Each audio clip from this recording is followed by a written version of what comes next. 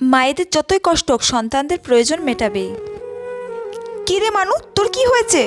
হ্যাঁ মা, ভাত বেড়েছি, চল খেয়ে নিবি। তুই কলেজ যাবি না? না মা, আমি আজ কলেজ যাব না। ও, মেয়ে তো সেদিন বলছিল ওর কলেজ যাওয়ার ব্যাগটা ছিঁড়ে গেছে, এই নিয়ে কলেজে ওকে সবাই হাসাহাসি করে। কি করব আমি এখন? মনা, তোর জন্য কিন্তু আমি ভাত বেড়ে রেখে এসেছি, তুই খেয়ে নিস। আমি কাজে গেলাম, বেলা হয়ে গেছে অনেক। আচ্ছা ঠিক আছে মা, আমি খেয়ে নেব। কাজের বাড়ি দিদিকে দেখি একটু বলি সাহায্য করতে পারে কিনা। দিদিমণি, আমি চলে এসেছি। এত দেরি হলো তোর আসতে? যা কাজে লেগে পড়। ঠিক আছে দিদিমণি, আমি এক্ষুনি সব কাজ করে দিচ্ছি। দিদিমণিকে একটু বলতে হবে আমার টাকার খুব প্রয়োজন। দিদিমণি কি জানি টাকা ধার দেবে কিনা, এখনো তো মাসে অর্ধেক দিনই হয়নি।